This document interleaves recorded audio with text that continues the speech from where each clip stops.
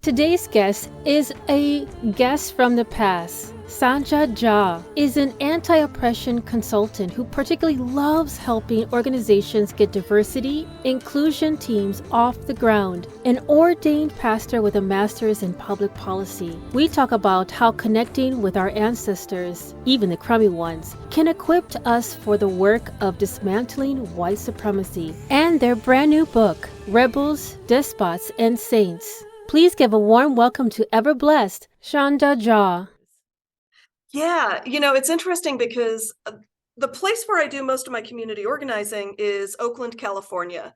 And we have a long legacy of people of color organizing, right? Like the Black Panther Party started here in Oakland, and we had a strong contingent of the Brown Berets and the American Indian movement and the Asian student movement that not a lot of people know about, because people have this image of Asians being the model minority, and they don't realize that actually the term Asian American was part of a very diverse community coming together to create political power and to support each other across our very diverse cultural backgrounds.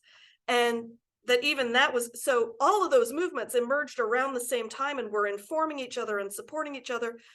Even I'm trying to remember the name of it, but there's a book called Hillbilly Revolution that is about working class white people from Appalachia doing community organizing and getting trained by the Black Panther Party. So all of these movements for liberation of the 60s and 70s, they were really strong in Oakland.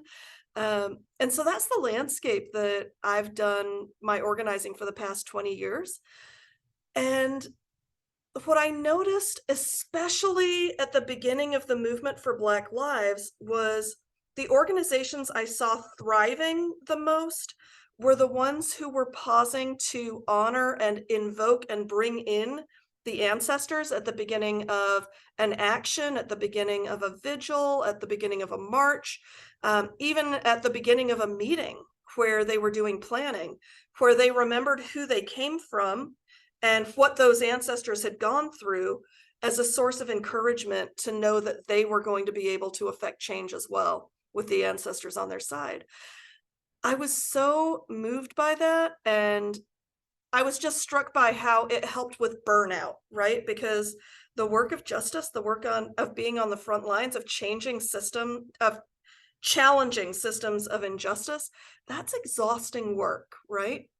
And so to be able to recognize who we come from and to experience together who's holding us and supporting us, that makes the burden a lot lighter. So for me, that was kind of being inspired by my favorite organizers and how they were tapping into the wisdom of their ancestors really is where this started for me. Wow. Thank you.